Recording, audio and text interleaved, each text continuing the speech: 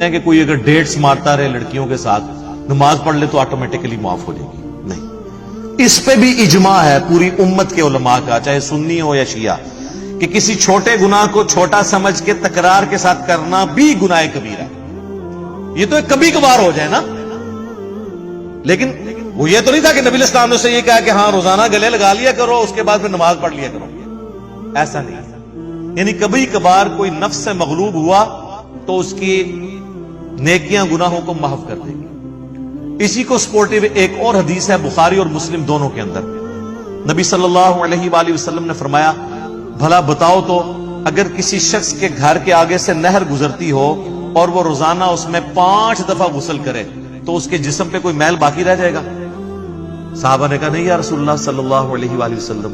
تو آپ نے فرمایا کہ پھر 5 نمازوں کی مثال بھی ایسی ہی ہے کہ اس کے جسم سے گناہ سارے دھل جائیں گے، لیکن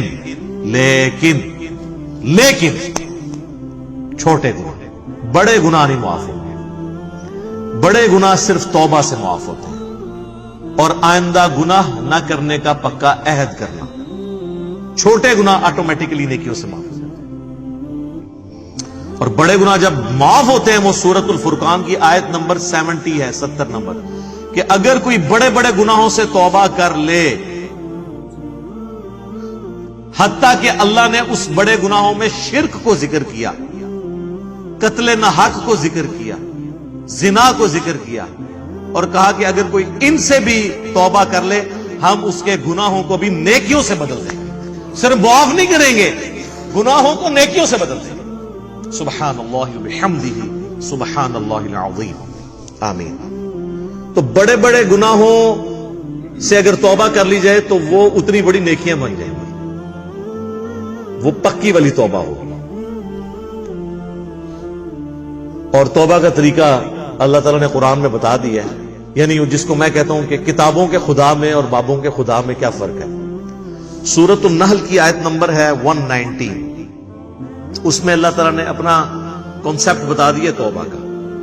ثم ان ربک للذین عملوا السوء بجہالۃ، اس کے بعد تمہارا رب ان لوگوں کے حق میں جو جہالت میں گناہ کر بیٹھے، ثم تابوا من بعد ذلک، اور پھر گناہ کے بعد فوراً توبہ کر لیں، واصلحوا، اور اپنی اصلاح کر لیں، یعنی بندے کے پتر بن جائیں، جو ہوا اس کے بعد پھر وہ ٹھیک بھی کریں اپنے آپ کو۔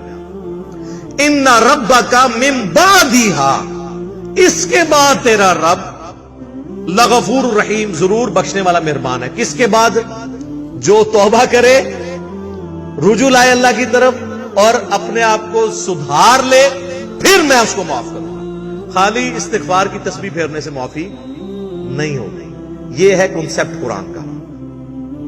یہ پیرلل میں 2 چیزیں نہیں چل سکتی، اللہ کے ساتھ بغاوت بھی اور خالی استغفار کی تسبیح پڑھنا۔ تو یہ کنسپٹ اللہ تعالیٰ نے توبہ کے حوالے سے کلیئر کر دیا۔ اب آ جائیں اس طرف جو میں نے کہا کہ کبیرہ گناہوں سے اگر بچ جائیں تو چھوٹے معاف ہو جائیں گے۔ اس کو سپورٹیو ایک اور حدیث ہے جو صحیح مسلم میں ہے، وہ ڈسائسو حدیث ہے۔